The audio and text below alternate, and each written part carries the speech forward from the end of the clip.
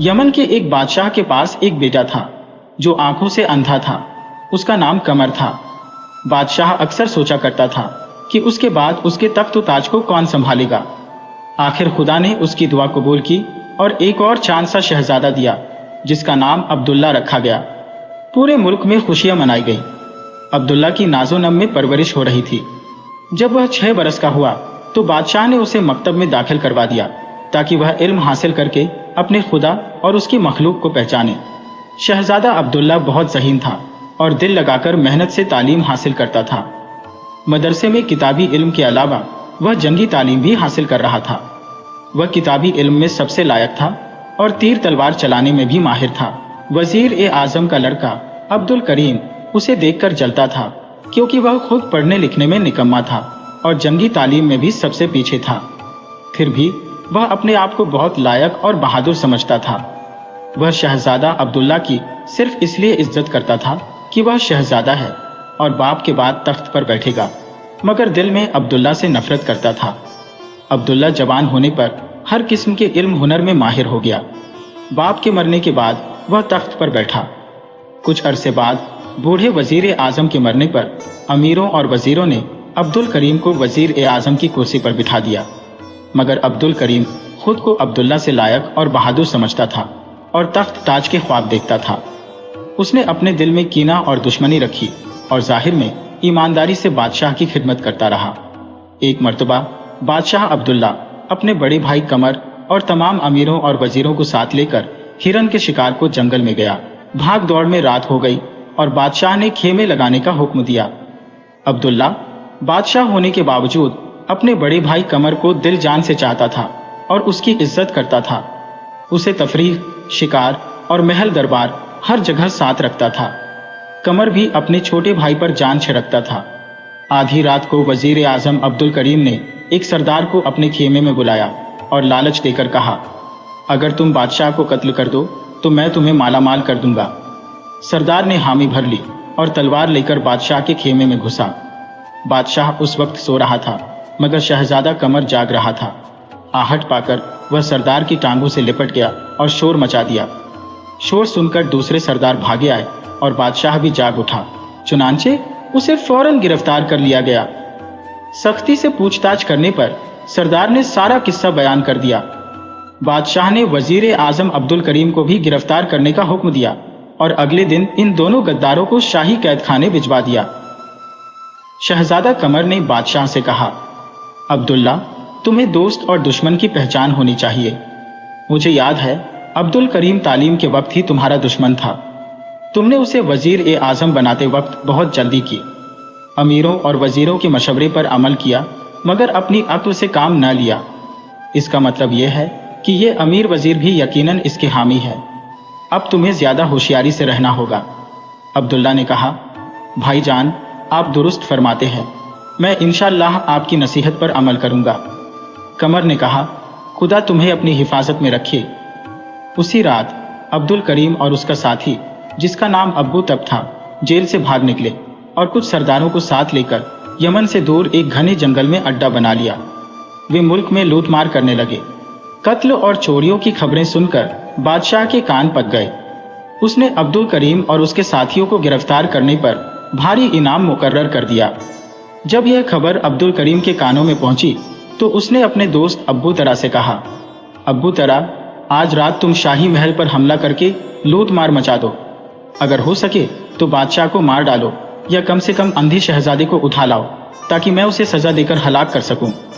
अब्बू तब ने कहा, हुजूर, ये काम बहुत मुश्किल है। शाही महल पर सख्त पहरा है। अब्दुल करीम बोला, अब्बू तरा, तुम बहुत डरपोक हो। अब्बू तरा बोला, हुजूर, चंद महीने और इंतजार करें ताकि हमारी ताकत और बढ़ जाए, फिर यमन के तख्त पर आप ही बैठेंगे। अब्दुल करीम खामोश हो गया।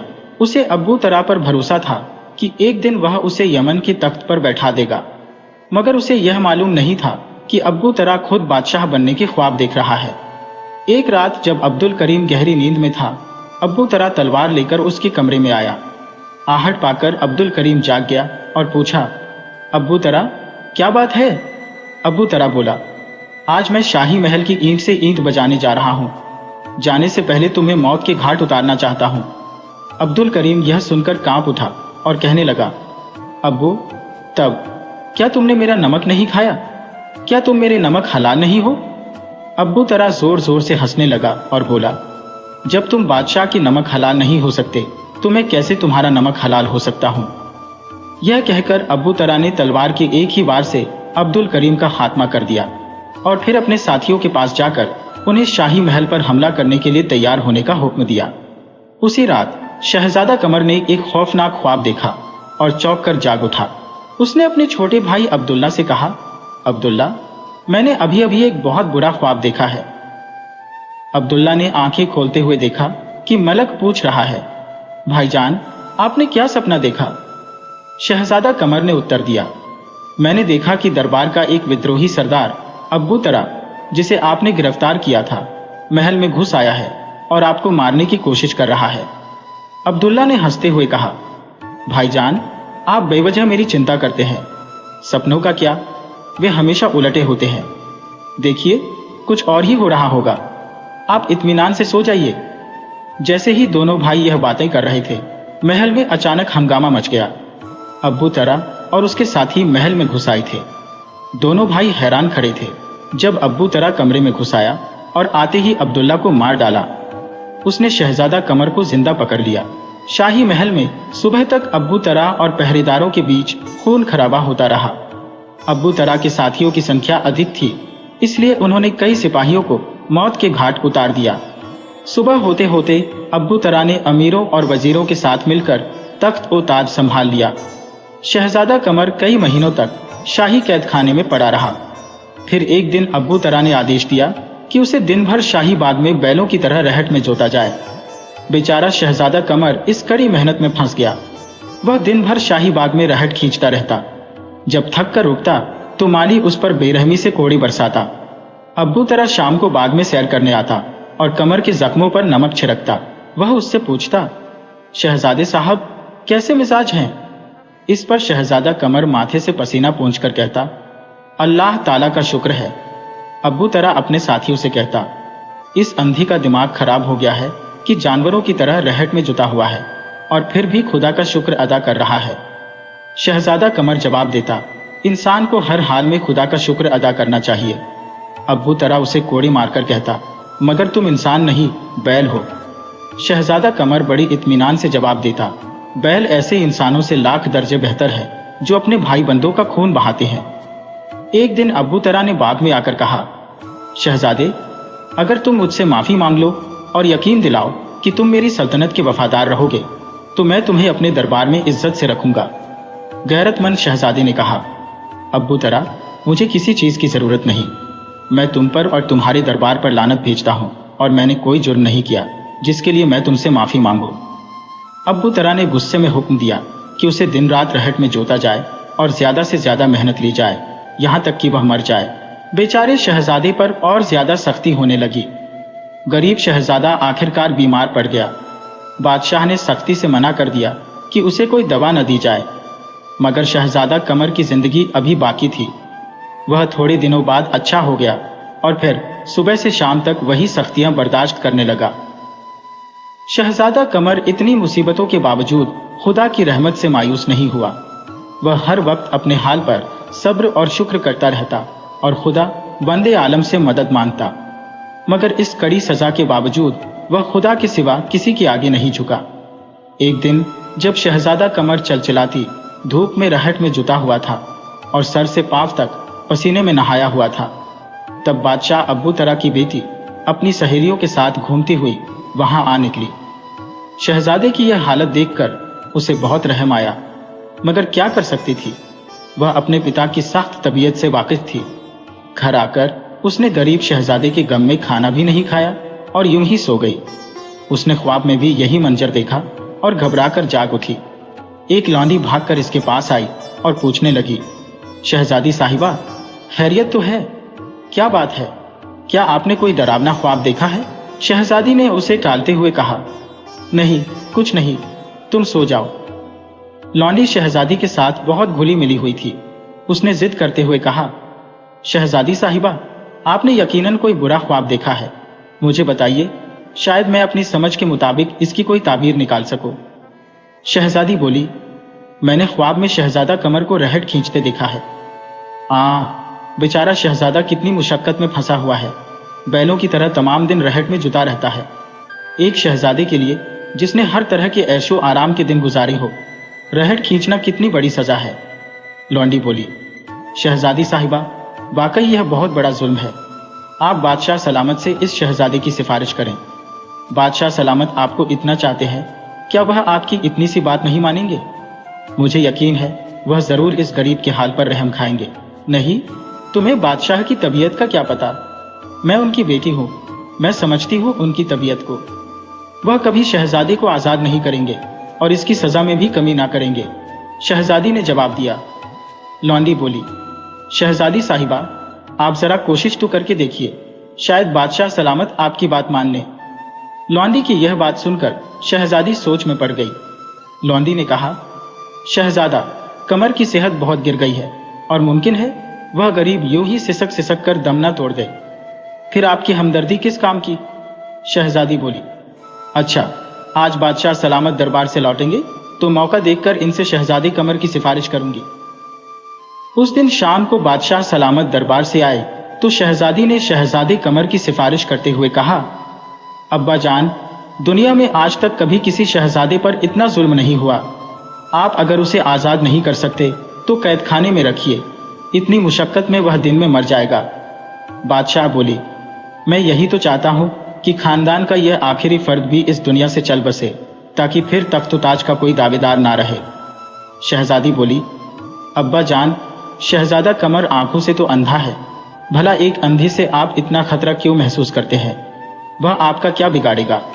बादशाह बोले, शहजादी, तुम्हें मालूम नहीं वह अंधा आंखें ना होने के बावजूद कितनी आंखों वाला है।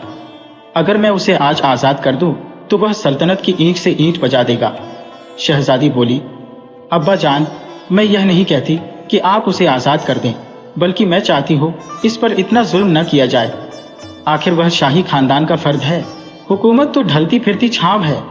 हो सकता है आज हम तख्त ताज के मालिक हैं तो कल झोपड़े में पड़े हो या कोई और दुश्मन हमें कैद कर ले, तो क्या वह हमारे साथ यही सलूक नहीं करेगा?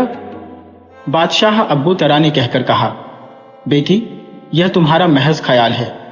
अब हमारा खानदान कयामत तक इस तख्त ताज का वारिस रहेगा। अब आसमान के फरिश्ते भी हमारी सल्तनत से टक्कर नहीं ले सकते।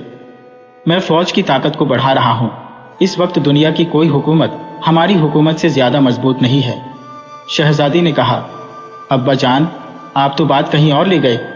मैं शहजादा कमर के बारे में कह रही थी, उस पर इतनी सख्ती न की जाए। बादशाह बोले, तो फिर हम तुम्हारी सिफारिश पर आज से उस पर सख्ती बंद करते हैं, मगर उसे आजाद नहीं किया जाएगा, बल्कि उम्र भर कैद खाने में रखा जाएगा। चुनांचे बादशाह ने कोतवाल को हुक्म दिया कि अंधे शहजादे को शाही कैद खाने में रखा जाए, मगर उससे कोई मेहनत मशक्कत न ली जाए और ना किसी किस्म की सजा दी जाए। शहजादी इस बात पर बहुत खुश हुई। एक दिन उसने कैद खाने में जाकर शहजादे को देखा। शहजादा कमर नमाज पढ़कर दुआ मांग रहा था। ऐ पाक परवरदिगार, तूने मुझे जिस हाल में रखा मैंने तेरा शुक्र अदा किया, मगर अब मुझे इस कैद से निजात दे, ताकि मैं जंगल, बियाबान और पहाड़ों की खुली हवा में जाकर रहूं और बाकी उम्र आराम और चैन से तेरी याद में बसर करूं। मुझे अब किसी हुकूमत और तख्तो ताज की तमन्ना नहीं रही। शहजादी की आंखों में आंसू भर आए। उसने अपने गले से कीमती हार उतारकर कैद खाने के दारोगा को, जो पास ही खड़ा था, देकर कहा, दारोगा साहब, क्या ऐसे फरिश्ते को अंधेरे कैद खाने में रखना गुनाह ए अजीम नहीं? इसे छोड़ दो। दारोगा की आंखों में आंसू भर आए। उसने हाथ शहजादी को लौटा दिया और कहा, शहजादी साहिबा, आप महल में चली जाइए। मैं शहजादी को अपनी जिम्मेदारी पर छोड़ देता हूं। यह हार अपने पास रख लीजिए, नेकी की कोई कीमत नहीं होती। शहजादी के जाने के बाद दारोगा ने शहजादा कमर को आजाद कर दिया और खुद बादशाह के पास जाकर कहा, बादशाह सलामत, मैंने शहजादा कमर को आजाद कर दिया है, क्योंकि मैं ऐसे नेक और परहेजगार शख्स को कैद में रखना जुल्म समझता हूं। यह सुनकर बादशाह गुस्से से आग बबूला हो गया।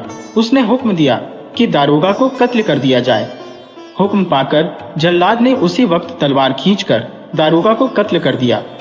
कैद खाने से छूटकर शहजादा कमर एक जंगल में जाकर याद ही इलाही में मसरूफ हो गया, मगर वहां भी उसे चैन ना मिला। आसपास के देहातों से लोग उसे खुद रसीदा समझकर इसके पास आने लगे। अंततः शहजादा बहुत परेशान था, क्योंकि वह तन्हाई चाहता था। मुल्क का सिपहसालार भी इसकी शोहरत सुनकर इसके पास चला आया और बोला, आप खुदा रसीदा बुजुर्ग है, इस मुल्क के बादशाह के लिए दुआ करें, वह अपनी रियाया पर बहुत जुल्म करता है। शहजादा इबादत में मसरूफ था, इसलिए उसने कोई जवाब नहीं दिया। सिपहसालार रात भर इसके पास बैठा रहा। जब सुबह का उजाला फैला तो वह शहजादे को पहचानकर दंग रह गया और बोला, शहजादा कमर, आप शाही खानदान के आखिरी फर्द हैं और तख्तो ताज के हकीकी वारिस हैं। अगर आप राजी हो तो मैं जालिम अब्बू तरा को तख्त से हटाकर आपको तख्त पर बिठा दूं। मुझसे अब इसके मजलूम नहीं देखे जाते। शहजादे ने कहा, नहीं, मुझे तख्तो ताज की हवस नहीं, चले जाओ। सिपहसालार बोला, क्या आपको खुदा की मजलूम मखलूक का भी ख्याल नहीं, जो जालिम बादशाह के जुल्म सितम झेल रही है? अलगिर सिपहसालार ने शहजादे को राजी कर लिया और उसी रात तमाम अमीरों व वजीरों को साथ मिलाकर अब्बू तरा को ख्वाबगाह से उठाकर कैद खाने में डाल दिया और सुबह होते ही शहजादा कमर की ताजपोशी का ऐलान कर दिया। शहजादा कमर की तख्त नशीन पर सारे मुल्क में खुशियां मनाई गईं। तख्त पर बैठकर कमर ने दरबार के तमाम गद्दारों और जालिम हाकम को हटाकर नए आदमी चुने और नेकनामी से हुकूमत करने लगा। प्यारे दोस्तों, पुराने वक्त की बात है कि एक मुल्क में एक जागीरदार के सबसे छोटे बेटे ने शाही दरबार में बतौर मुलाजिम नौकरी कर ली। इस लड़के का नाम रुस्तम था। यह लड़का बहुत हसीन और जमील और अक्लमंद होने के साथ साथ बहुत बहादुर भी था। रुस्तम अपनी इस नौकरी से बहुत खुश था। इसका ख्याल था कि दरबार में नौकरी की वजह से वह मुल्क के तमाम बड़े बड़े लोगों से मिल सकेगा और हो सकता है कि इसकी किस्मत ही बदल जाए। इस तरह यह कहा जा सकता है कि रुस्तम का मकसद नौकरी करना नहीं, बल्कि हुकूमत चलाने की तरबियत हासिल करना था। दरबार में और दरबार के औकात के बाद रुस्तम अपने आप को हर वक्त चाक और चौबंद रखता और अपने लिबास की सफाई सुथराई पर खास ध्यान देता। इसके चेहरे पर हर वक्त मुस्कुराहट फैली रहती।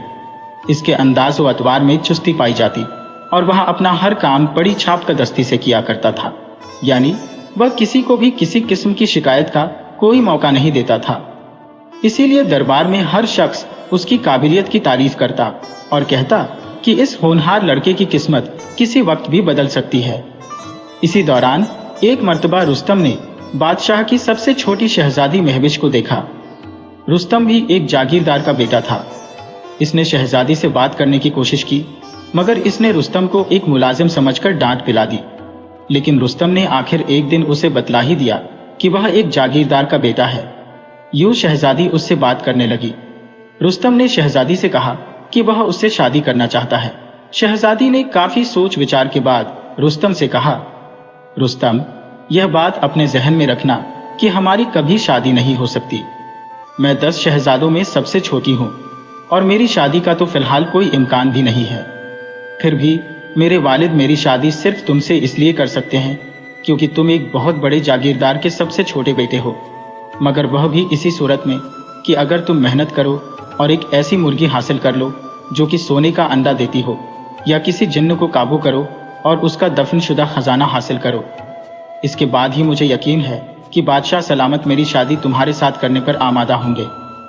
रुस्तम ने जोश और लगन के साथ शहजादी को कहा, हाँ, मैं जरूर ऐसा ही करूंगा। अगर इस तरह बादशाह सलामत का दिल जीता जा सकता है तो मैं वह भी कर गुजरूंगा।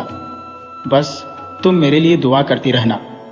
चुनांचे अगली सुबह वह अपने इरादे को अमली जामा पहनाने के लिए निकल खड़ा हुआ। वह चलता रहा यहाँ तक कि वह एक जादुई जंगल में पहुंच गया। जैसा कि सबको मालूम है, जादुई जंगल में हर तरफ जादू ही जादू मौजूद होता है। जैसे ही रुस्तम ने दरख्तों के दरमियान चलना शुरू किया, उसने देखा कि एक फूल काफी झुक गया है और रुस्तम से कहने लगा, मुझे तोड़ लो। अगर तुम अपनी दिल्ली आरजू को पूरा करना चाहते हो तो मुझे तोड़ लो। फूल ने अपनी बारीक आवाज में रुस्तम से कहा। पहले तो रुस्तम बड़ा खौफजदा हुआ कि भला एक फूल किस तरह बोल सकता है, मगर जब उसने सुना कि फूल उससे कह रहा है कि उसकी दिल्ली आरजू पूरी होगी, तो उसने कद्र झुककर फूल तोड़ लिया। फूल तोड़ने की देर थी कि जमीन शक हुई और रुस्तम ने देखा कि उसके सामने चमकती हुई सीढ़ियां नजर आने लगी, जो नीचे की तरफ जा रही थी, और इन सीढ़ियों को सैकड़ों चिरागों ने रोशन कर रखा था। रुस्तम ने अपनी तमाम हिम्मत और जज्बे को समेटते हुए चमकदार सीढ़ियों पर कदम रखा और धीरे धीरे नीचे उतरना शुरू कर दिया। सीढ़ियों के अंत में उसने देखा कि एक अत्यंत सुंदर स्त्री खड़ी है, जिसने चमकदार सफेद परिधान पहन रखा है। उसके बाल बेहद सुनहरे थे और उसकी पोशाक पर हीरे जड़े हुए थे, जो उसे और भी दैदीप्यमान बना रहे थे। रुस्तम को यकीन हो गया कि यह परियों की मलिका है। वाकई वह परियों की मलिका ही थी। जब रुस्तम उसके पास पहुंचा तो उसने कहा, यह दरवाजा मेरे घर की ओर जाता है, जो नदी के पार है, मगर मैं इसे अपने लिए नहीं खोल सकती, क्योंकि मुझे अक्सर इंसानों की भलाई के लिए बाहर जाना पड़ता है। एक बड़ी जादूगरनी ने मुझे यहाँ कैद कर दिया है और मेरी जादू की छड़ी ले गई है। अगर तुम मेरी मदद कर सको तो मैं तुम्हारी हर इच्छा पूरी कर सकती हो, मगर पहले मुझे इस मुसीबत से निजात दिलानी होगी। रुस्तम ने बड़ी आत्मविश्वास के साथ जवाब दिया, मैं जरूर मदद करूंगा, सिर्फ इसलिए कि मैं एक दयालु स्त्री की मदद करना चाहता हूं। आप मुझे केवल यह बताएं कि मुझे करना क्या होगा। मैं आपका काम जरूर करूंगा और कभी भी आपको निराश नहीं करूंगा। परियों की मलिका ने कहा, सबसे पहले थोड़ा सा नमक ले आओ, फिर इस जंगल के जादू में आगे बढ़ो। तुम्हें जल्द ही एक जोरदार गर्जना सुनाई देगी। यह गर्जना एक शक्तिशाली भंवर की होगी। उसकी ओर ध्यान देने पर तुम्हें धूल और कचरे का ढेर दिखाई देगा। यह एक टूटी फूटी झोपड़ी का कचरा होगा। धीरे धीरे इस झोपड़ी में दाखिल हो जाओ। जब तुम इस झोपड़ी में दाखिल हो जाओगे तो भंवर की गर्जना बंद हो जाएगी और एक चुड़ैल प्रकट होगी। वह अपने फटे हुए काले जूते को जोरदार ठोकर से उतार देगी। जैसे ही वह ऐसा करेगी, तुम जल्दी से उसके फटे हुए पैर पर नमक छिड़क देना। वह दर्द से तड़पने लगेगी और कोई हरकत नहीं कर पाएगी। वह तुमसे पानी लाने की विनती करेगी ताकि वह अपने पैर से नमक धो सके। तुम उसे यह कहो कि तुम पानी जरूर लाओगे, मगर पहले वह तुम्हें मेरी जादू की छड़ी दे दे। अगर वह तुम्हें जादू की छड़ी दे दे तो उसके लिए पानी ले आना। वह गुस्से से चिल्लाएगी, मगर आखिरकार वह तुम्हें जादू की छड़ी दे देगी। जब वह तुम्हें छड़ी दे दे तो उसके लिए एक बर्तन में पानी ले आना और जल्दी से वहां से भाग जाना। जब वह अपने पैर धोएगी तो वह तुम्हारे पीछे दौड़ेगी, मगर तुम तेजी से दौड़ते हुए मेरे पास आ जाना और जादू की छड़ी मुझे दे देना। रुस्तम ने परियों की मलिका की सारी बातें ध्यान से सुनी और उन्हें याद कर लिया। उसे यह मौका बेहतरीन लगा कि अगर वह इसमें कामयाब हो गया तो उसकी शादी शहजादी से पक्की हो जाएगी। वह ख्यालों में शहजादा बन गया और शहजादी महविश के ख्यालों में खो गया। रुस्तम ने जल्द ही चमकदार सीढ़ियों को पार किया और महल में वापस आ गया। महल से उसने थोड़ा सा नमक लिया और उसे अपने कपड़ों में संभाल कर रख लिया। इसके बाद वह फिर से जादुई जंगल की ओर बढ़ा। वह आगे बढ़ता रहा और जल्द ही उसे जोरदार गर्जना सुनाई दी। उसने देखा कि एक शक्तिशाली भंवर दिखाई दे रहा है। रुस्तम ने उस भंवर की ओर बढ़ना शुरू कर दिया। रुस्तम ने देखा कि यह भंवर एक टूटे हुए झोपड़े में पहुंच चुका था। उसने धीरे धीरे उस झोपड़ी में प्रवेश किया और चुड़ैल के आने का इंतजार करने लगा। चुड़ैल आई और उसने अपने फटे हुए काले जूते को जोरदार ठोकर से उतार दिया। जैसे ही उसने ऐसा किया, रुस्तम ने उसके पैर पर नमक छिड़क दिया, जैसा कि परियों की मलिका ने उसे बताया था। चुड़ैल दर्द से तड़पने लगी, मगर रुस्तम ने अपनी शर्तें रख दी। चुड़ैल कुछ देर तो उसे धमकाती रही, मगर आखिरकार दर्द से मजबूर हो गई। उसने रुस्तम से कहा कि जादू की छड़ी अलमारी में रखी है। रुस्तम ने अलमारी से छड़ी निकाली और पानी से भरा हुआ बर्तन उसे थमा दिया। जैसे ही चुड़ैल ने बर्तन पकड़ा, रुस्तम ने भागना शुरू कर दिया। उसने सारा रास्ता याद कर रखा था। रुस्तम ने तेजी से दौड़ते हुए परियों की मलिका को जादू की छड़ी सौंप दी। उसका सांस बुरी तरह फूल रहा था। परियों की मलिका ने खुशी से छड़ी पकड़ी और उसका शुक्रिया अदा किया। रुस्तम ने बेकदरी से कहा, ए परियों की मलिका, मैं चाहता हूं कि मेरी शादी शहजादी महविश से हो जाए। कुछ ही दिनों बाद रुस्तम ने परियों की मलिका की मदद से बादशाह के महल के पास एक शानदार महल बनवाया। अब रुस्तम कोई गरीब मुलाजिम नहीं था। परियों की मलिका ने उसे ढेर सारी दौलत दी। जल्द ही रुस्तम ने बादशाह से शहजादी महविश का हाथ मांगा। बादशाह ने भी इसमें देर नहीं लगाई और जल्द ही रुस्तम और शहजादी महविश की शादी हो गई। इस प्रकार एक बहादुर लड़का अपने मकसद में कामयाब हुआ और शहजादी भी रुस्तम के साथ खुशहाल जीवन बिताने लगी। प्यारे दोस्तों, अगर आपको यह कहानी अच्छी लगी हो तो लाइक करें, चैनल को सब्सक्राइब करें और इस तरह की और कहानियों के लिए देखते रहे केटीवी स्टोरी। धन्यवाद।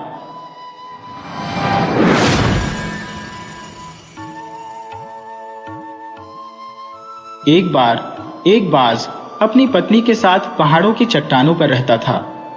एक दिन उन्होंने सोचा कि क्यों न जंगल के बीच किसी पेड़ पर अपना घोंसला बनाकर रहा जाए। जंगल में रहेंगे तो शिकार के लिए ज्यादा मेहनत भी नहीं करनी पड़ेगी, क्योंकि जंगल में तो कई छोटे मोटे जानवर शिकार के लिए मिल ही जाएंगे। यह सोचकर बाज के इस जोड़े ने जंगल के एक सबसे ऊंचे पेड़ पर अपना घोंसला तैयार करना शुरू कर दिया। अब मौसम भी बदल चुका था। बाज की पत्नी ने घोंसले में अंडे दिए। दोनों बहुत ही खुश थे कि कुछ दिनों में उनके छोटे छोटे बच्चे होंगे। बाज शिकार के लिए निकल जाता और उसकी पत्नी घोंसले की अच्छी तरह से रखवाली करती थी। एक दिन बाज शिकार के लिए निकला तो उसने अपने घोंसले वाले पेड़ के ठीक नीचे ही एक चूहे को देखा। बाज ने एक ही झटके में उस चूहे को अपने पंजों में दबोच लिया। चूहा अपनी मौत को सामने देखकर घबरा गया और बोला, भाई, आप पक्षियों के राजा हो, मुझ पर दया करो। मेरे जैसे छोटे प्राणी को खाकर आपकी भूख शांत नहीं होगी। अगर आप मेरी जान बख्श दो तो मैं आपको एक ऐसी बात बता सकता हूं जो आपके काम आएगी। बाज ने यह बात सुनकर रुक गया और बोला, ठीक है, बताओ तुम क्या कहना चाहते हो। चूहे ने बोलना शुरू किया, भाई, मैं जानता हूं कि आप इस पेड़ के ऊपर घोंसला बनाकर अपने परिवार के साथ रहते हो और मैं भी इस पेड़ की जड़ों में बिल बनाकर रहता हूं। बात यह है कि इस पेड़ की जड़ें बिल्कुल खोखली हो चुकी है। इन जड़ों की पकड़ जमीन पर बहुत ही कमजोर हो गई है, इसलिए यह पेड़ किसी भी समय गिर सकता है। आप इस पेड़ से अपने परिवार के साथ चले जाओ, वरना पेड़ गिरने पर आपका बहुत नुकसान हो सकता है। बाज ने कहा, चूहे, तुम सिर्फ अपनी जान बचाने के लिए ऐसा कह रहे हो। मैं पक्षियों का राजा हूं, भला तुम जैसे छोटे मोटे जानवर की बात पर विश्वास क्यों करूं। मैं इतना ताकतवर हूं कि अगर मेरे परिवार पर कोई मुसीबत आ भी जाए तो मैं अकेला ही उसे संभाल लूंगा। लेकिन हाँ, तुम्हारी एक बात सही है कि तुम जैसे छोटे जानवर को खाकर मेरा कुछ नहीं बनेगा, इसलिए मैं तुम्हें छोड़ रहा हूं। और फिर बाज ने चूहे को जिंदा छोड़ दिया। चूहा अपने बिल में चला गया। चूहा जानता था कि यह पेड़ कभी भी गिर सकता है, इसलिए वह चाहता था कि बाज अपना घोंसला छोड़ दे। लेकिन बाज अपने घमंड के कारण चूहे की चेतावनी को अनसुना कर देता है। चूहे के मन में यह बात घर कर चुकी थी कि बाज ने उसे जिंदा छोड़ दिया है और उसे एक नई जिंदगी दी है। यह बाज का एक एहसान है। अगले दिन जैसे ही बाज शिकार के लिए घोंसले से बाहर निकला, पीछे से एक बड़ा नेवला पेड़ पर चढ़ गया और वह बाज के घोंसले तक पहुंच गया। नेवला अपने दांतों से बाज की पत्नी को डराने लगा। शायद उसकी मंशा बाज के अंडों को खाने की थी, लेकिन बाज की पत्नी ने नेवले पर हमला किया तो नेवला तुरंत ही वहां से भाग निकला। बाज की पत्नी नेवले की इस हरकत से बहुत ही घबरा गई। जैसे ही बाज वापस अपने घोंसले पर आया, उसकी पत्नी ने सारी बात बाज को बताई और कहा, मुझे डर है कि वह नेवला फिर से हमारे अंडों पर हमला करेगा। हमें जल्दी ही यह पेड़ छोड़ देना चाहिए, क्योंकि बात अगर हमारे बच्चों की ना होती तो मैं अकेले ही उस नेवले को मार देती। बाज को भी लगा कि अगर अपने अंडों को हिफाजत से रखना है तो यह पेड़ छोड़ना ही होगा। तुरंत ही बाज और उसकी पत्नी ने कुछ ही दूरी पर दूसरे पेड़ पर घोंसला बनाना शुरू किया। जैसे ही उन्होंने घोंसला पूरा बना लिया, अपने अंडों को पंजों में दबाकर वह दूसरे घोंसले में ले गए। अब बाज और उसकी पत्नी दूसरे घोंसले में आराम से रहने लगे। अभी उन्हें दूसरे घोंसले में पहुंचे हुए एक ही दिन निकला था कि शाम के समय तेज हवा चलने लगी। तभी उन्होंने देखा, जिस पेड़ पर वह पहले रहते थे वह हवा की मार को नहीं झेल पाया और धड़ाम से जमीन पर गिर गया। पेड़ अपनी जड़ों के समय ही उखड़ चुका था। तब बाज को उस चूहे की बात याद आई कि चूहे ने कहा था कि वह पेड़ अपनी जड़ों से बहुत कमजोर है और कभी भी गिर सकता है। लेकिन अब बाज अपना घोंसला बदल चुका था, इसलिए बाज और उसका पूरा परिवार सुरक्षित था। अगले दिन सुबह वह चूहा बाज के नए घोंसले के नीचे पहुंचा और उसने बाज को आवाज लगाई, क्यों भाई, तुम्हारा सारा परिवार सुरक्षित है ना? चूहे के साथ वह नेवला भी था। चूहे और नेवले को साथ देखकर बाज सोच में पड़ गया। तब चूहे ने बोलना शुरू किया, हैरान मत हो पक्षियों के राजा बाज, यह नेवला मेरा दोस्त है और इसने मेरी दोस्ती की खातिर ही तुम्हारे घोंसले पर हमला किया था और अपनी जान को भी जोखिम में डाला। यह सब मेरा प्लान था ताकि मैं तुम्हारी और तुम्हारे परिवार की जान बचा सकूं। मैंने ही नेवले को भेजा था तुम्हारे घोंसले पर हमला करने के लिए, और वह भी ठीक उसी समय जब तुम घोंसले पर नहीं थे, क्योंकि मैं जानता था कि उस समय तुम्हारी पत्नी अकेली होगी और वह नेवले का कोई नुकसान नहीं कर पाएगी। हमारा मकसद सिर्फ तुम्हें डराकर उस पेड़ से हटाना था, ताकि तुम अपने परिवार के साथ सुरक्षित रह सको, और जिसमें हम कामयाब भी रहे। यह सारी बात सुनकर पंच बहुत ही शर्मिंदा महसूस कर रहा था कि उसने चूहे की बात नहीं मानी। उस बाज का सारा घमंड चूर चूर हो चुका था। उसने चूहे को धन्यवाद कहा। हेलो दोस्तों, आज की हमारी कहानी हमें यह सिखाती है कि चाहे हम कितने भी काबिल, होशियार या ताकतवर क्यों न हो जाएं, लेकिन कभी घमंड नहीं करना चाहिए। हमें किसी को भी उसके आकार, रंग या रूप को देखकर छोटा या मामूली समझने की गलती नहीं करनी चाहिए।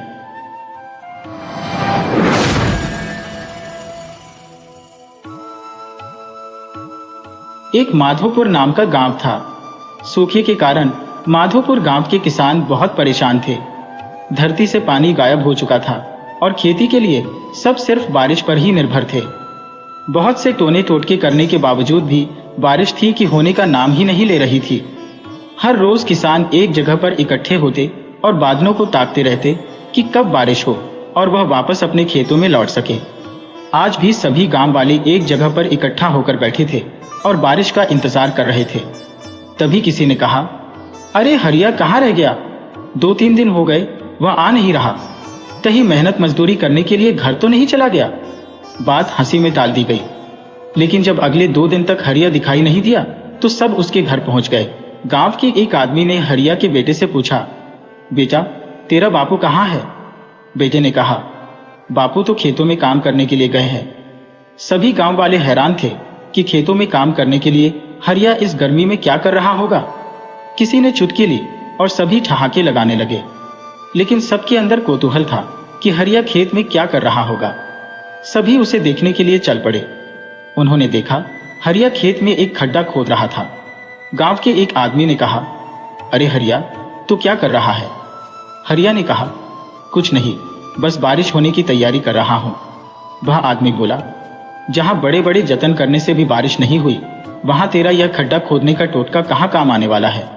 हरिया ने कहा, नहीं नहीं, मैं कोई टोटका नहीं कर रहा। मैं तो बस कोशिश कर रहा हूं कि जब बारिश हो तो मैं हर तरफ का बहाव इस जलाशय की ओर कर सकूं और इसमें ढेर सारा पानी इकट्ठा कर सकूं, ताकि अगली बार बारिश के बिना भी कुछ दिन काम चल जाए। किसी ने कहा, इस बार का तो ठिकाना नहीं है, तो अगली बार की बात कर रहा है। महीनों बीत गए, एक भी बूंद नहीं टपकी आसमान से। यह बेकार की मेहनत में अपना समय बर्बाद मत कर, चल हमारे साथ वापस चल। लेकिन हरिया ने उनकी बात अनसुनी कर दी और कुछ ही दिनों में उसने अपना जलाशय तैयार कर लिया।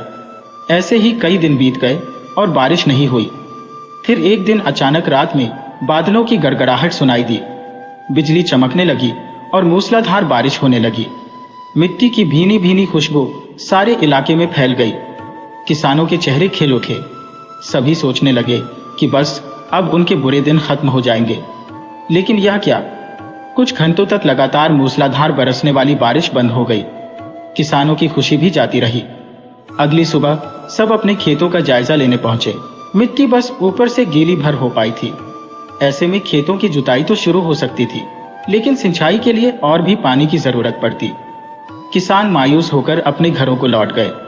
दूसरी तरफ हरिया भी अपने खेत में पहुंचा और पानी से लबालब भरे हुए अपने छोटे से जलाशय को देखकर बहुत ही खुश हो गया। समय गंवाए बिना उसने हल उठाया और खेतों को जोतना शुरू कर दिया। अब उसने अपने खेत पूरी तरह जोत लिए और उन्हें बीज भी बो दिए। आगे की सिंचाई के लिए उसके पास पानी की व्यवस्था थी। उसने अपने बनाए हुए गड्ढे में जो पानी भरा था, जो एक जलाशय का काम कर रहा था, उससे अपने खेत को सींचा। और कुछ ही महीनों बाद माधोपुर के सूखाग्रस्त इलाके में बस एक ही चीज हरी भरी दिखाई दे रही थी, और वह थी हरिया का खेत। जब परिस्थितियां सही न हो तो अधिकतर लोग उसके सही होने का इंतजार करते रहते हैं और उसे लेकर परेशान रहते हैं, जबकि करना यह चाहिए कि खुद को उस वक्त के लिए तैयार रखना चाहिए जब परिस्थितियां बदलेंगी, सूखा खत्म होगा और बारिश होगी। क्योंकि यह प्रकृति का नियम है कि दिन के बाद रात आएगी और रात के बाद फिर से दिन आएगा। बुरा वक्त हमेशा के लिए नहीं रहता, चीजें बदलती रहती हैं और चीजें बदलती रहेंगी। लेकिन क्या आप उस बदलाव का फायदा उठाने के लिए खुद को तैयार कर रहे हैं इसी तरह की कहानियां सुनने के लिए चैनल को सब्सक्राइब कर लीजिए। वीडियो को लाइक और कमेंट करना बिल्कुल मत भूलिएगा। Thank you for watching.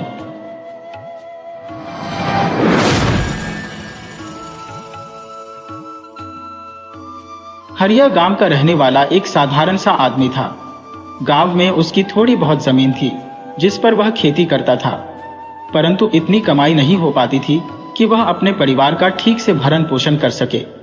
इसीलिए वह जंगल से लकड़ियां इकट्ठा करता और अपनी बैलगाड़ी पर लाद कर पूरे गांव में बेचता। कभी कभी वह आसपास के गांवों में भी लकड़ियां बेचने जाता था। एक दिन की बात है, हरिया अपनी बैलगाड़ी लेकर नजदीक के एक दूसरे गांव में जा पहुंचा। वह घूम घूम कर लकड़ियां बेच रहा था। हरिया अपनी धुन में बैलगाड़ी चला रहा था कि अचानक एक मुर्गी उसकी बैलगाड़ी के पहिए के नीचे दबकर मर गई। असल में नजदीक में ही एक आदमी ने मुर्गी खाना बना रखा था। यह उसी की मुर्गी थी जो मर गई। उसी समय वह आदमी जोर जोर से चिल्लाता हुआ वहां आया। वह मुर्गी का मालिक था। वह हरिया को बुरा भला कहने लगा और बोला, अंधे हो गए हो क्या? तुम्हें रास्ते पर चलती मुर्गी नजर नहीं आई? इतनी प्यारी मेरी मुर्गी तुमने मार डाली। बेचारा भोला भाला हरिया यह सब सुनकर सहम गया। वह माफी मांगते हुए बोला, मुझे मुर्गी दिखाई ही नहीं पड़ी, मुझे माफ कर दो भाई। मुर्गी का मालिक बोला, माफी मांगने से क्या होगा? मेरा नुकसान पूरा थोड़े ही हो जाएगा। तुम्हें इस मुर्गी की कीमत चुकानी होगी। हरिया घबराते हुए बोला, ठीक है, बताओ कितनी कीमत चुकानी होगी? मुर्गी के मालिक ने कड़क आवाज में कहा, पूरे 10 सोने की मुद्राएं। यह सुनते ही हरिया के होश उड़ गए। इतने में उनका झगड़ा सुनकर वहां लोगों की भीड़ जमा हो गई। हरिया ने कहा, एक सिक्के के बराबर कीमत की मुर्गी के तुम 10 सिक्के कैसे मान सकते हो? यह तो सरासर अन्याय है। मुर्गी के मालिक ने कहा, अगर मेरी मुर्गी मरी ना होती तो 2 साल में और कई अंडे देती और उन अंडों में से आगे कई और मुर्गियां निकलती और इस तरह मेरी कमाई 10 सोने की मुद्राओं की तो हो ही जाती। बेचारे हरिया को कुछ समझ नहीं आ रहा था।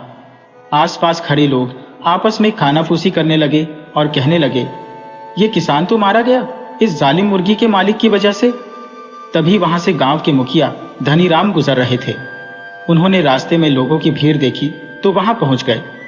उन्हें देखते ही सभी गांव वालों ने उन्हें रास्ता दिया और कहा, मुखिया जी, आप ही इस गरीब का न्याय कीजिए।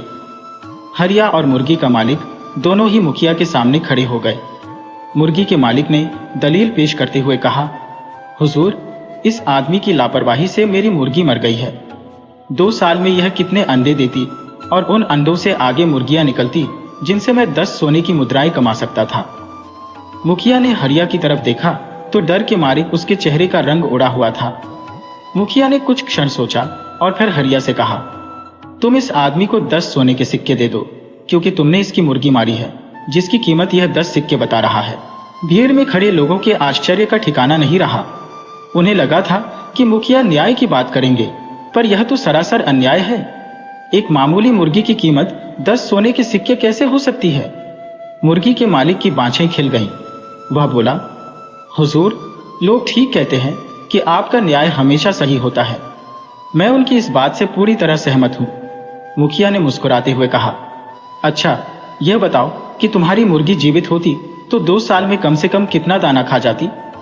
मुर्गी के मालिक ने कहा, हुजूर, आधी बोरी तो खा ही जाती। मुखिया ने कहा, इतना ही दाना इसके अंडों से निकलने वाली मुर्गियां भी खा जाती। सही? मुर्गी के मालिक ने सहमति में सिर हिलाया। मुखिया ने कहा, तो तुम ऐसा करो, 6 बोरी दाना इस हरिया को दे दो, क्योंकि उसे खाने के लिए तुम्हारी मुर्गी तो अब जिंदा नहीं रही। यह सुनकर मुर्गी के मालिक की सिकटी पिट्टी गुम हो गई, क्योंकि दाने की 6 बोरियों की कीमत 10 सोने के सिक्कों से कहीं ज्यादा थी। मुखिया के इस न्याय से हरिया के चेहरे पर मुस्कुराहट आ गई। भीड़ में खड़े लोग भी खुशी के मारे चिल्लाने लगे। मुर्गी का मालिक बुरी तरह झेंप गया। वह खुद ही अपने जाल में फंस गया। उसने मुर्गी के बदले में हरिया से एक भी पैसा लेने से इनकार कर दिया और झट से अपनी दुकान में घुस गया। हरिया ने मुखिया को बहुत धन्यवाद दिया और वापस अपने गांव लौट गया।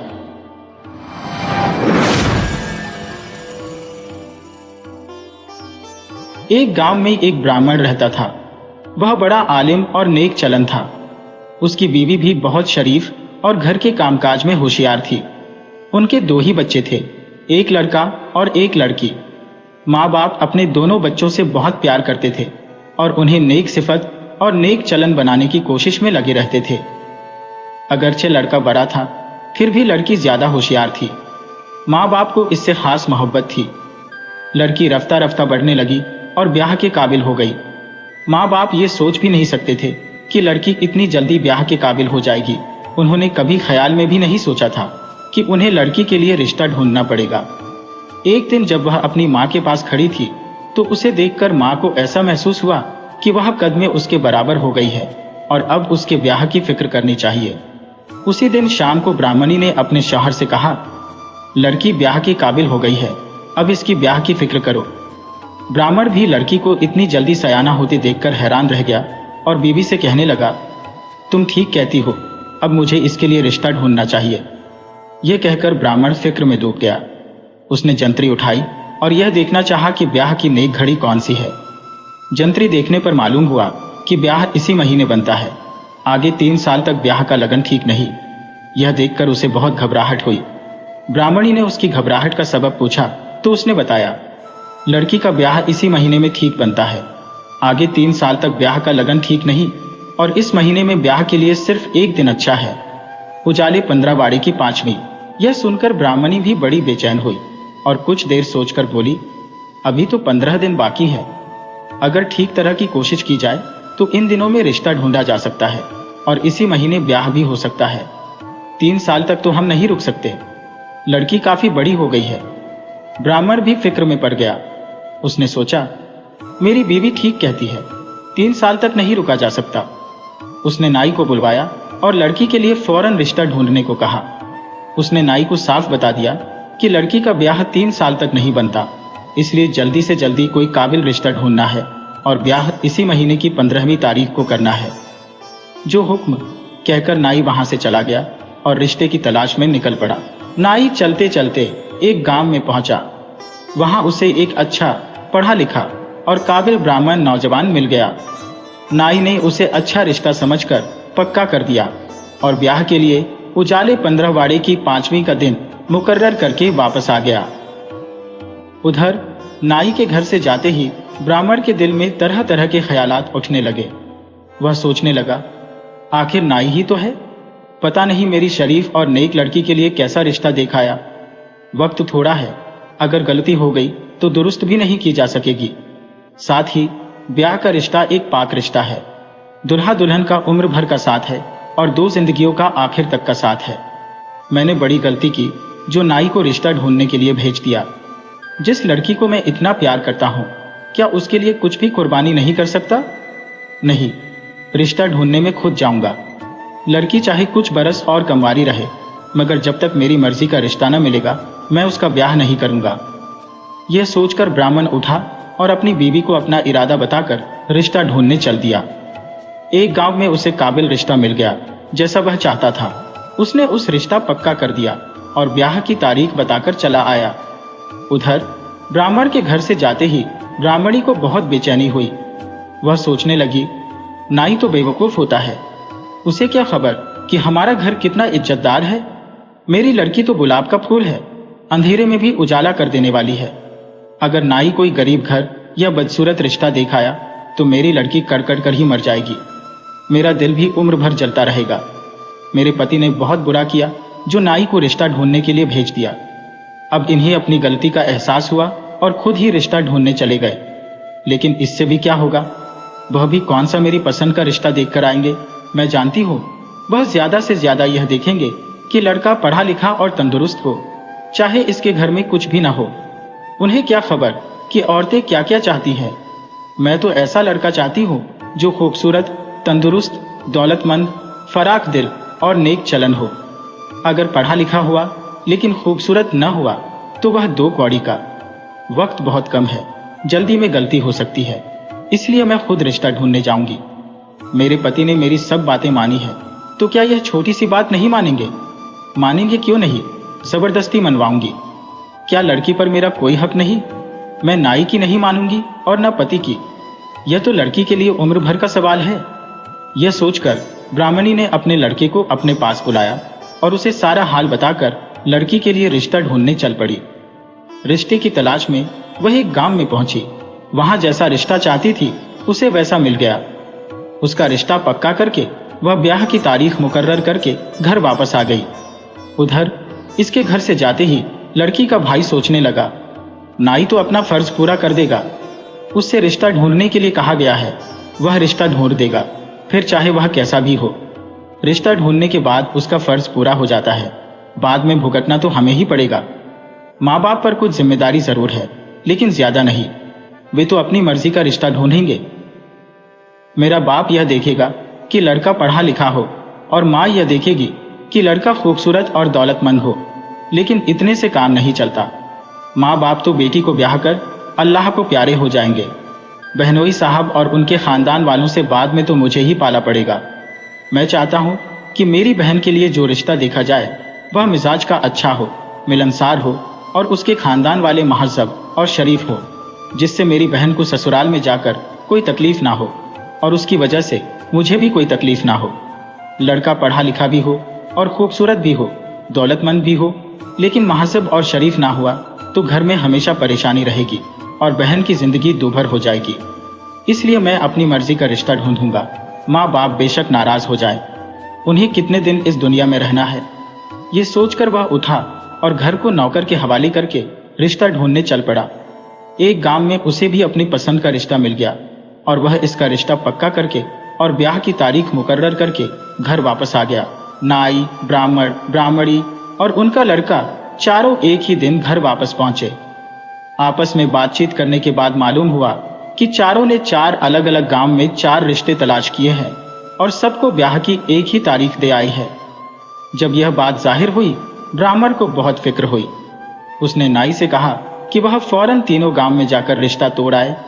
सिर्फ वही रिश्ता पक्का समझा जाएगा जिसे उसने खुद पक्का किया है। नाई शशोपंज में पड़ गया। वह हाँ करके ना करना ठीक नहीं समझता था। अगर नाई आज एक रिश्ता पक्का कर दे और कल उसे रद्द कर दे तो समाज में उसकी क्या साख रहेगी। इसलिए वह अपने किए हुए रिश्ते को रद्द करना नहीं चाहता था। वह इन तीनों रिश्तों को रद्द करने चला गया जो ब्राह्मण, ब्राह्मणी और उनके बेटे ने पक्के किए थे। उसने तीनों जगह जाकर ब्राह्मण का पैगाम सुना दिया, लेकिन उसे काने वाला समझकर किसी ने उसकी बात ना मानी और ब्याह की तैयारी करते रहे। उन्होंने सोचा, रिश्ते को वही रद्द कर सकता है जिसने पक्का किया है। ये कोई लड़की वाले का दुश्मन मालूम होता है। जब ब्याह का दिन आया, ब्राह्मण ने ब्याह की तैयारियां मुकम्मल कर ली थी, लेकिन शाम को जब 4 बारातें देखी तो वह घबरा गया। सोचने लगा, नाई को मना करने के लिए भेज दिया था, फिर भी ये लोग कैसे आ गए? एक लड़की और 4 दूल्हे, मेरी कैसी बदकिस्मती है। अब मुझे डूब मरने के लिए भी जगह मयस्सर नहीं। ए भगवान, मैंने ऐसे क्या पाप किए थे जो मुझे यह दिन देखने को मिला। अब मैं कहाँ जाऊं और क्या करूं? यह सोचते सोचते ब्राह्मण बेचैन हो गया और शर्म और बदनामी के कलंक से बचने के लिए खुदकुशी करना ही उसने सबसे अच्छा इलाज समझा। वह आहिस्ता से उठा और गांव के बाहर एक कुएं में कूदकर अपनी जान देने के ख्याल से चल दिया। जब वह कुएं पर पहुंचा तो अचानक एक सन्यासी उधर आ निकला। सन्यासी ने उससे पूछा, तो इस सुनसान जंगल में इस कुएं पर अकेला बैठा क्या कर रहा है? ब्राह्मण ने सन्यासी को सारा हाल सुनाया। सन्यासी बोला, खुदकुशी करने से कोई फायदा नहीं, तू मेरे साथ चल, मैं तेरी मुश्किल हल कर दूंगा। ब्राह्मण सन्यासी के साथ हो लिया। रास्ते में एक कुतिया मिली जिसने अभी अभी 3 बच्चे दिए थे। सन्यासी ने एक बच्चे की तरफ इशारा करते हुए ब्राह्मण से कहा, इसे उठा लो। ब्राह्मण ने कुतिया के एक बच्चे को उठाकर झोली में डाल लिया। रास्ते में उसे एक सवर्णी मिली जिसने भी अभी अभी बच्चे दिए थे। सन्यासी बोला, इसका भी एक बच्चा उठा लो। ब्राह्मण ने उसे भी उठाकर झोली में डाल लिया। जब और आगे चला तो एक गद्दी मिली, उसने भी अभी अभी 3 बच्चे दिए थे, उनमें से एक मादा बच्चा था। सन्यासी के इशारा करने पर ब्राह्मण ने गद्दी के बच्चे को भी झोली में डाल लिया। अब सन्यासी और ब्राह्मण घर पहुंचे। सन्यासी ने कहा, इन तीनों बच्चों को एक कोठे में बंद कर दो और अपनी लड़की को भी इसी में बंद कर दो। जब तक मैं ना कहूं कोठा ना खोलना। ब्राह्मण ने ऐसा ही किया और चारों को एक कोठे में बंद कर दिया।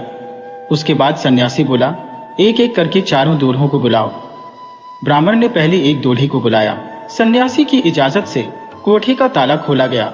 लेकिन सब लोग यह देखकर हैरान रह गए कि अंदर एक ही रूप, रंग और उम्र की 4 लड़कियां बैठी हुई हैं। उनमें से एक लड़की को बाहर निकाला गया और उसका ब्याह कायदे के मुताबिक आए हुए दूल्हे के साथ कर दिया गया। इसी तरह बारी बारी से बाकी तीनों लड़कियों का ब्याह भी तीनों दूल्हों के साथ कर दिया गया। ब्राह्मण ने 4 बारातों की अच्छी तरह खातिर की और सुबह होते ही चारों को रुखसत कर दिया। चारों दूल्हे खुश थे और चारों के चेहरे पर फतह का जज्बा झलक रहा था।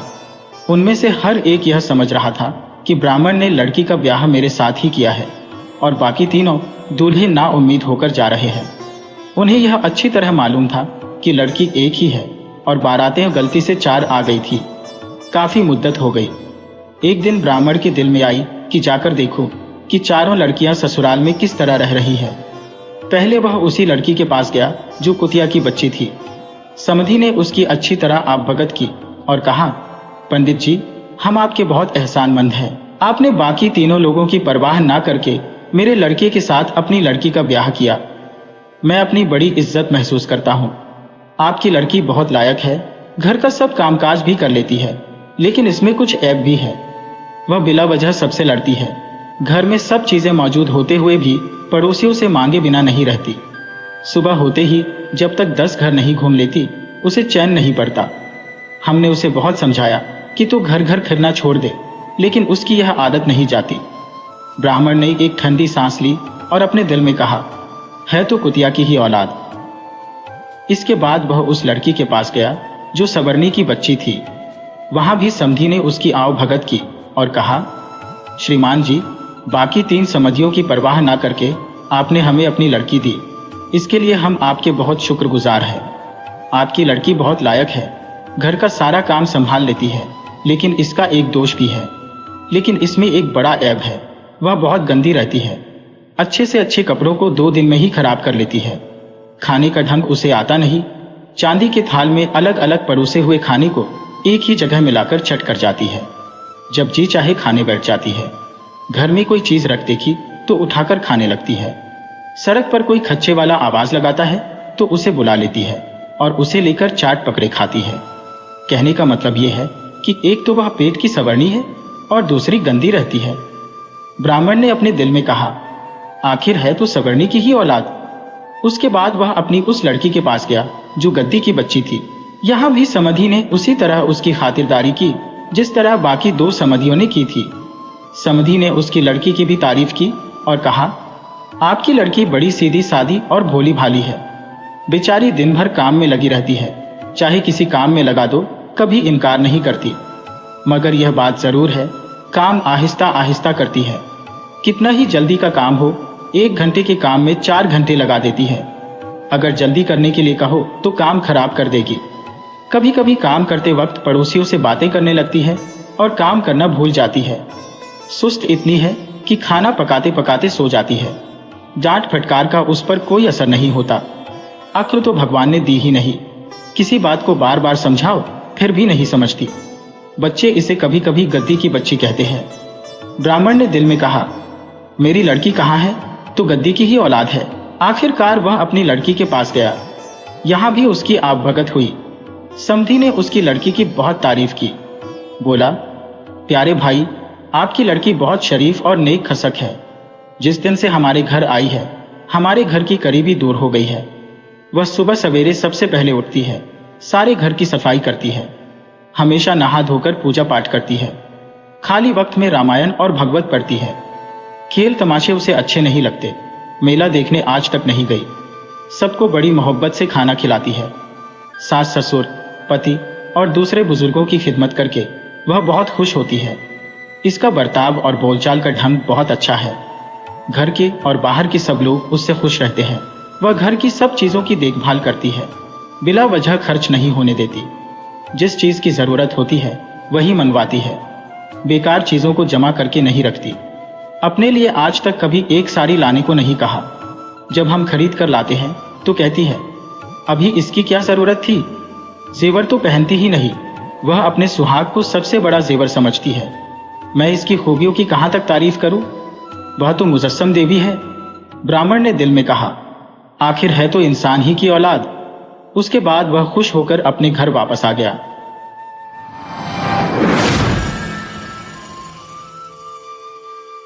एक गांव में रामलाल अपनी पत्नी के साथ रहता था।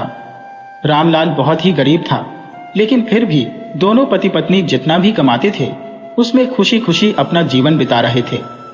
रामलाल गांव के जमींदार के यहाँ काम करता था और उसे जितना वेतन मिलता उसमें ही खुश रहता था। रामलाल बहुत ही चतुर था और बहुत थोड़े में खुश रहना जानता था। एक दिन की बात है, सुबह सुबह रामलाल काम के लिए जा रहा था। रास्ते में कुएं के पास जब रामलाल पहुंचा तो उसने देखा कि एक झाड़ी के पीछे छिपकर कुछ औरतें आपस में बातें कर रही थी।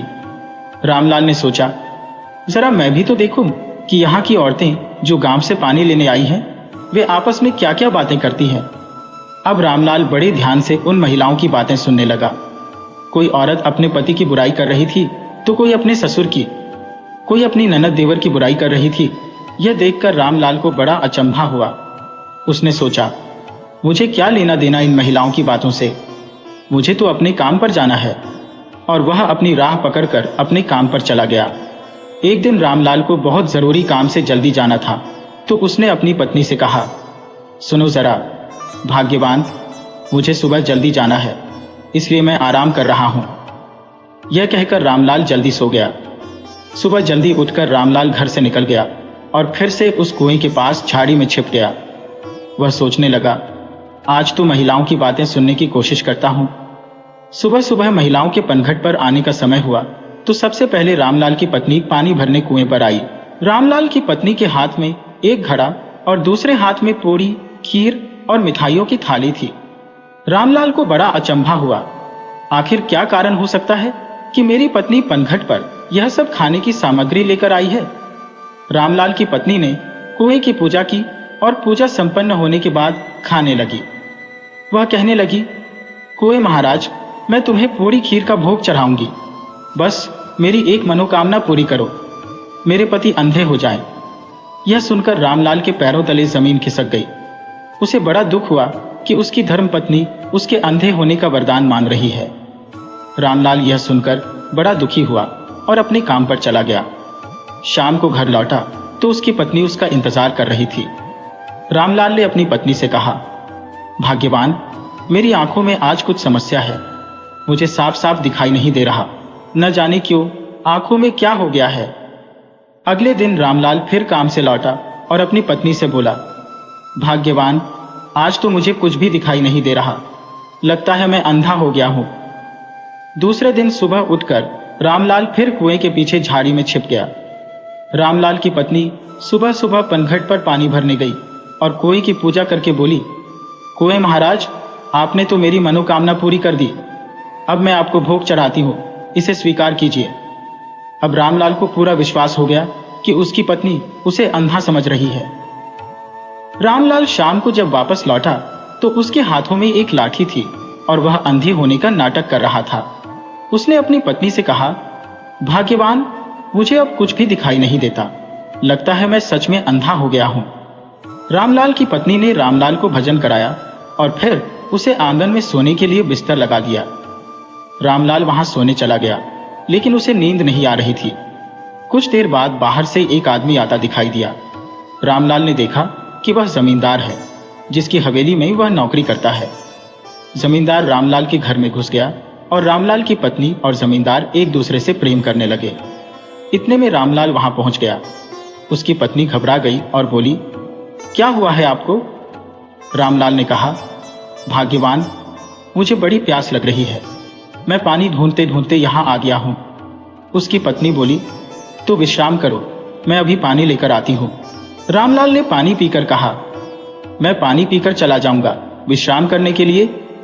उसकी पत्नी को विश्वास हो गया कि रामलाल सच में अंधा हो गया है। इतने में रामलाल ने जानबूझकर जमींदार के पैर को पकड़ लिया और बोला, यह क्या है भाग्यवान, 3 दिन पहले तुम्हारे पैरों में इतने बड़े बाल तो नहीं थे, यह अचानक कैसे आ गए? अब रामलाल की पत्नी घबरा गई, क्योंकि वह तो बिस्तर से दूर खड़ी थी और बिस्तर पर जमींदार था। रामलाल धीरे धीरे पैरों से अपने हाथों को ऊपर की ओर ले जाने लगा और बोला, भाग्यवान, तुम इतनी मोटी कैसे हो गई हो? तुम्हारे पैर इतने मोटे पहले तो नहीं थे। यह सुनकर जमींदार की सांस रुक गई। रामलाल ने कहा, सुनो भाग्यवान, मैं तुम्हारे मुख को छूना चाहता हूं। मेरी प्राणप्रिया, जरा अपने चेहरे को मेरे पास लाओ। यह कहकर रामलाल जमींदार के मुख की तरफ अपने हाथों को ले जाने लगा और बोला, भाग्यवान, तुम्हारे मुंह में दाढ़ी और मूछें भी निकल आई है। यह सुनकर ठाकुर की सांस अब सचमुच रुकने लगी और वह बहुत घबरा गया। रामलाल ने कहा, प्राण प्रिया, यह तुम नहीं हो सकती, यह तो कोई और ही पुरुष है। तुमने तो मेरे साथ विश्वासघात किया है। यह कहकर रामलाल ने उन दोनों को मौत के घाट उतार दिया। इस प्रकार रामलाल ने अपनी चतुराई से अपनी पत्नी और जमींदार के विश्वासघात को उजागर कर दिया और उन्हें सजा दी। रामपाल ने अपनी पत्नी और जमींदार की लाशें देखकर सोचा, ऐसे तो मैं फंस जाऊंगा, क्या करूं? रामपाल की चतुर बुद्धि में एक विचार आया। उसने अपनी पत्नी की लाश को कंधे पर उठाया और खेतों के बीच में लकड़ी के सहारे खड़ा कर दिया। फिर कुछ दूरी पर जाकर गीदड़ के स्वर में चिल्लाने लगा। खेत के मालिक और उसके सारे परिवार वाले इकट्ठा हो गए। उन्होंने देखा कि तरबूज के खेतों में कोई चोरी करने घुस आया है। वे लाठियां लेकर दौड़े और रामपाल की मृतक पत्नी को लाठियों से पीटने लगे। रामपाल की पत्नी गिर गई और रामपाल भी मौके पर वहां पहुंच गया और जोर जोर से चिल्लाने लगा, मार दिया रे, मार दिया, तुमने मेरी पत्नी को मार दिया। यह देखकर खेत के मालिक डर गए और बोले, रामपाल भाई, हमसे बड़ी भूल हो गई, हमें माफ कर दो भैया। अगर यह बात किसी को पता चली तो हमें सजा हो जाएगी। रामपाल ने कहा, ठीक है, तुमने मेरी पत्नी की जान तो ले ली, अब तुम उसका भरण पोषण भी करोगे। रामपाल की बात से डरकर खेत के मालिक ने रामपाल को धन देने का निर्णय लिया और उसे धन देकर शांत कर दिया। इस तरह रामपाल ने अपनी चतुराई से अपनी मृत पत्नी से भी धन कमा लिया। फिर रामपाल ने जमींदार की लाश को कंधे पर उठाया और हवेली में जमींदार के विश्राम करने के कमरे में ले गया। जमींदार को बिस्तर पर लिटाकर जोर जोर से जमींदार की आवाज में बोलने लगा, ठकुराइन, अगर मैं किसी कारण से मृत्यु को प्राप्त हो जाऊं तो तुम दूसरी शादी कर लेना, और हमें अभी पुत्र या पुत्री की भी प्राप्ति नहीं हुई है, तो मेरे ठाकुर वंश को आगे बढ़ाने के लिए तुम्हें रामपाल के साथ विवाह करना होगा। ये कहकर रामपाल खिड़की बंद करके वहां से भाग गया। ठकुराइन रोने लगी और यह देखकर गांव के लोग इकट्ठा हो गए कि ठकुराइन क्यों रो रही है। सारे लोग जमा हो गए। इतने में ही जमींदार का मुनीम बोला, जमींदार साहब, रात को कह रहे थे कि अगर मुझे कुछ हो गया तो ठकुराइन को दूसरी शादी करना होगा, और जमींदार साहब की अंतिम इच्छा पूरी करना ठकुराइन का परम कर्तव्य है, इसलिए ठकुराइन को रामपाल के साथ ही शादी करनी होगी। अब रामपाल को बुलावा भेजा गया। रामपाल वहां आकर बोला, अन्नदाता, आपकी मृत्यु से मुझे बहुत ज्यादा दुख हुआ है। और रामपाल नौटंकी करने लगा। ठकुराइन ने कहा, अगर तुम्हें मुझसे विवाह करना है तो तुम्हें 21 लोमड़ियों को एक ही परिवार की मारकर मेरे मार्ग में बिछाना होगा, जिसके ऊपर से चलकर मैं तुम्हारे घर तक आऊंगी। यही मेरी एकमात्र शर्त है, नहीं तो मैं तुमसे विवाह नहीं करूंगी। अब रामपाल थोड़ा चिंतित हुआ। 21 लोमड़ियों को कैसे मारो, और वह भी एक ही परिवार की। जैसा कि आप जानते हैं, लोमड़ी बहुत चतुर प्राणियों में से एक होती है। रामपाल चतुराई से लोमड़ियों का शिकार करने के लिए जंगल में निकल पड़ा। उसने जंगल में एक खड्डा खोदना शुरू किया। खड्डा खोदते खोदते काफी अंदर चला गया। इतने में 21 लोमड़ियों का झुंड उधर से आ रहा था भोजन की तलाश में। लोमड़ी ने देखा कि कोई मनुष्य खड्डा खोद रहा है। उनमें से एक चतुर लोमड़ी ने रामपाल से पूछा, तुम खड्डा क्यों खोद रहे हो भाई? रामपाल ने बड़ी मीठी आवाज में कहा, अभी अभी मुझे पता चला है कि आसमान गिरने वाला है। सब आसमान के नीचे दबकर मर जाएंगे, लेकिन अगर मैं खड्डे के अंदर रहूंगा तो मैं बच जाऊंगा। यह सुनकर लोमड़ियों में हड़कंप मच गया। लोमड़ी बोली, भैया, हमें भी बचा लो, वरना हम भी मर जाएंगे। रामपाल ने कहा, जरूर बचाऊंगा, परंतु इसके लिए तुम सबको खड्डे में छिपाना होगा। लोमड़ी रामपाल की बात मान गई और खड्डे में एक एक करके घुस गई। अब रामपाल के पास 21 लोमड़ियां थी, और वह भी एक ही परिवार की। रामपाल ने दूर जाकर लोमड़ियों को छुपाने के बाद एक बड़ा सा पत्थर खड्डे में फेंका। उससे आवाज आई, धड़ाम। लोमड़ी समझी कि आसमान गिर गया है, परंतु किसी दूसरी जगह। लोमड़ी बोली, भैया, हमें बाहर निकालो। रामपाल बोला, ठीक है, मैं अभी तुम्हें बाहर निकालता हूं। फिर रामपाल ने एक रस्सी बनाई और उसे ठीक फांसी के फंदे की तरह तैयार कर दिया। रामपाल ने लोमड़ियों से कहा, एक एक करके अपनी गर्दन पर रस्सी फंसा लो और मैं तुम्हें ऊपर खींचूंगा। यह कहकर रामपाल ने बड़ी चतुराई से 20 लोमड़ियों को ऊपर खींच लिया परंतु उनमें एक लोमड़ी बहुत चतुर थी। वह एक आंख से कानी थी, परंतु बहुत ही बुद्धिमान थी। उसने विचार किया कि अभी तक इस मनुष्य ने मेरे सभी साथियों को बाहर निकाला है, परंतु मेरा एक भी साथी मुझे देखने वापस खड्डे की तरफ नहीं आया। इसका मतलब है दाल में कुछ काला है। यह सोचकर चतुर लोमड़ी ने बड़ी चतुराई से अपने गले में रस्सी फंसाई, परंतु गले से थोड़ी सी दूरी पर, ताकि वह मरे नहीं। इतने में चतुर लोमड़ी ने मरने का नाटक किया। रामपाल बहुत खुश हुआ और कहने लगा, 21 लोमड़ियों का शिकार करके बहुत आनंद आया। यह कहकर जैसे ही रामपाल ने लोमड़ी के गले से रस्सी निकालने की कोशिश की, चतुर लोमड़ी उठकर भाग गई। रामपाल को बड़ा दुख हुआ कि उसकी सारी मेहनत पर पानी फिर गया। परंतु रामपाल ने उसे लोमड़ी को जाते हुए कहा, मैं तुझे इतनी आसानी से नहीं छोड़ूंगा। और रामपाल दूसरा उपाय ढूंढने लगा। रामपाल हार मानने वालों में से नहीं था। उसने श्मशान घाट में जाकर सफेद कफन पहनकर धूप में सोने का नाटक किया। इतने में वही चतुर लोमड़ी अपने परिवार के साथ वहां से गुजर रही थी। चतुर लोमड़ी का पति बोला, देखो, आज तो पेट भरकर भोजन मिलेगा। वहां एक व्यक्ति निर्जीव पड़ा था, क्यों ना हम उसे अपना आहार बना लें। यह सुनकर चालाक लोमड़ी बोली, यह वही कुटिल इंसान है जिसने मेरे पूरे परिवार को नष्ट कर दिया था। परंतु लोमड़ी का जो पति था और उनके बच्चे, वे सभी उसे खाने लगे और बोले, तुम निरर्थक बातें करती हो, हाथ में आया भोजन भला कोई छोड़ता है। यह कहकर लोमड़ी का पति उस आदमी के पास गया और बोला, यह मर चुका है। चतुर लोमड़ी भी अपने पति के साथ उस आदमी के पास आई और बोली, यह मर चुका है, देखो, यह कोई हरकत नहीं कर रहा। उसका पति बोला, यह मर चुका है, देखो, यह बिल्कुल भी नहीं हिल रहा। यह सुनकर वह आदमी पत्थर की तरह बन गया और उसने सांस भी रोक ली। अब उस आदमी को चालाक लोमड़ी की प्रतीक्षा थी, परंतु लोमड़ी ने कहा, मुझे अभी भी यकीन नहीं हो रहा। तभी लोमड़ी का पति बोला, अरे, मैं इसके अंगूठे को दांतों से काटकर देखता हूं। उसने ऐसा किया और उस आदमी ने दर्द सह लिया पर हिला नहीं। अब लोमड़ी और उसके पति को पूर्ण विश्वास हो गया कि यह आदमी सच में मरा हुआ है। लोमड़ी का पति अपनी पत्नी से बोला, देखो, मैं इसे सिर की ओर से खाऊंगा और तुम पैरों की ओर से। जैसे ही लोमड़ी का पति उस आदमी के सिर के पास पहुंचा, वह आदमी अचानक जाग गया और उसे पकड़कर मार दिया। यह देखकर चालाक लोमड़ी अपने बच्चों के साथ भाग गई। अब उस आदमी ने 11 लोमड़ियों को अपने मार्ग में भेजा और अपने घर पहुंचा। वहां उसने ठकुराइन से विवाह कर लिया और धनी बन गया। अब उसके पास हवेली, जमीन और अपार धन संपत्ति थी। वह ठकुराइन के साथ सुखद जीवन बिताने लगा।